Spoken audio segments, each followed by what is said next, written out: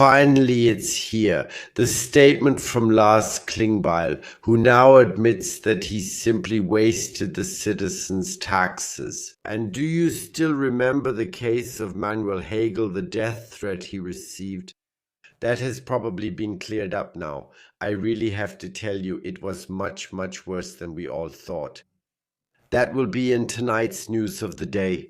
And I have to tell you, if this government statement, whatever that was today from Friedrich Merz, is all he has left up his sleeve, then good night, dear economy. And no, I will not play Friedrich Merz today.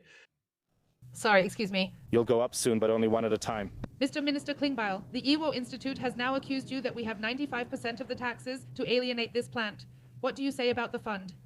Finally, the statement is coming now. He will soon admit that he misused these funds, simply flushed German taxpayers' money down the drain. We really have to say it like that, and completely worked past the citizens.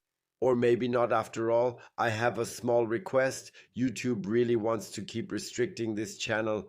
May I ask you for a like and a subscription so that we can help this channel flourish a bit more again, to tell you the truth out there, because especially in the current situation, it's really important that the next elections definitely go differently here. So let me say something about the criticism that took place yesterday. With the special fund of 500 billion, this government has a huge opportunity to modernize our country.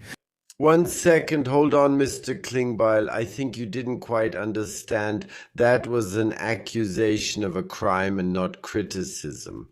I know you don't like to see that. By the way, I'll tell you in a moment what the SPD gets out of it. That's already becoming apparent now. But let's go back briefly to his answer, which is more than questionable. To invest in areas where investment has been neglected for decades, and thus to create something for the economic strength of our country. And that's the focus I have as finance minister, where I advocated during the coalition negotiations. Also in the months afterwards, because it was clear to me very quickly that we need to set up the special fund now. How stupid do you actually think the viewers are? How stupid do you think the people out there are?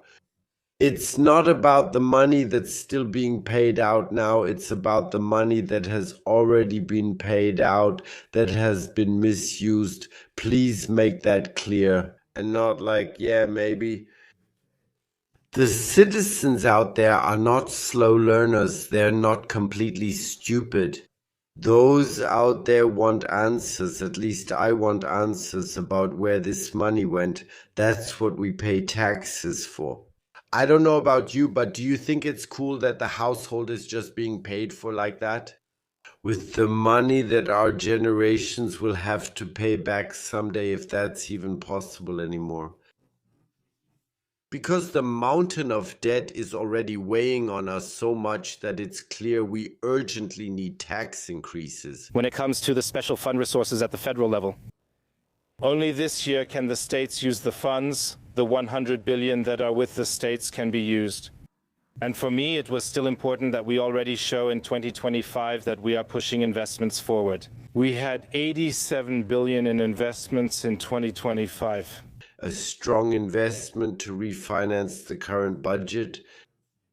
Because otherwise it would have gone up, because otherwise the aid to Ukraine would have gone up, because otherwise you couldn't have just transferred 90 billion to Ukraine like that, with the request that if Russia were ever to make reparations payments, then we would eventually get the money back from Russia. Please, people out there are not stupid. People know very well that they're just being lied to in a grotesque way. I really have to say it like that. Of 17%. And it's very important that we've taken these first steps. But what's crucial now is that we put on pressure. And I will do that as finance minister as well. States and specialized departments with billions available should invest now and implement things quickly so results reach the local level fast.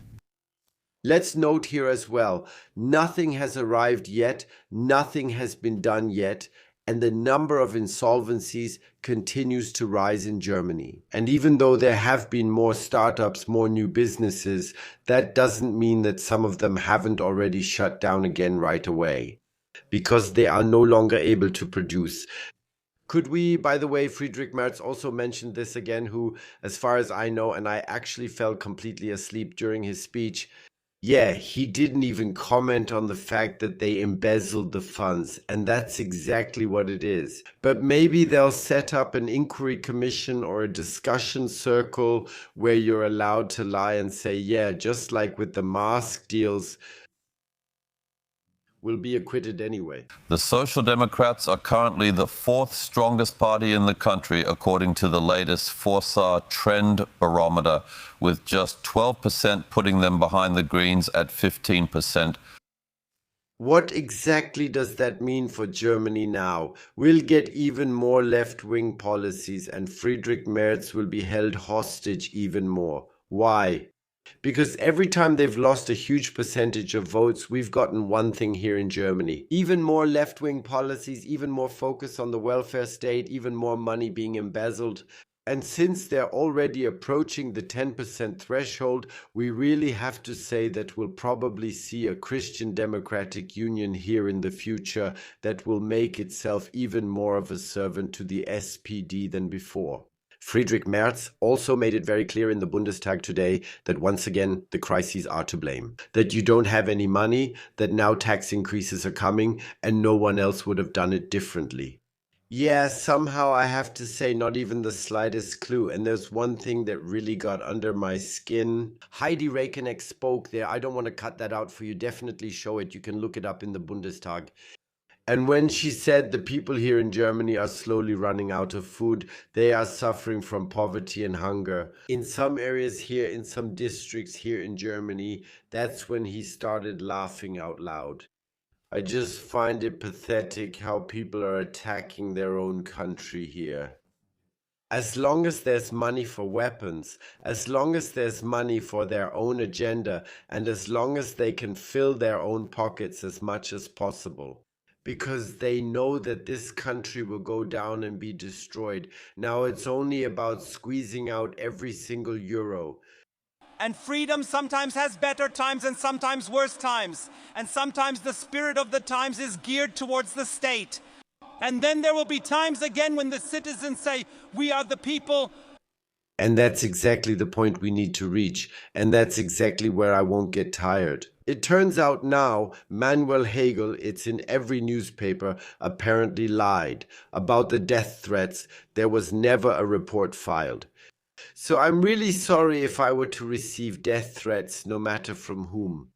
The first thing I would do is go to the police and not to the press, and I wouldn't talk about it here on my YouTube channel either. Not until I have at least been to the public prosecutor's office, or at least at the very least to the police, or to a lawyer who can advise me on this.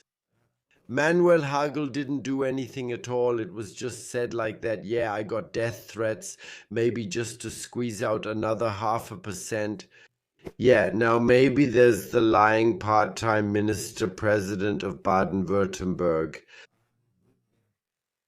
Yeah, if the situation weren't so sad, I'd say hopefully Baden-Württemberg goes completely downhill, but you can't really do that either. There were almost 20% of the people there who really want a change in politics, and that's what I can encourage everyone on my channel to do. Talk to the people out there. Freedom is almost dead. And if we don't do something now, it's going to get dark in Germany, very, very dark.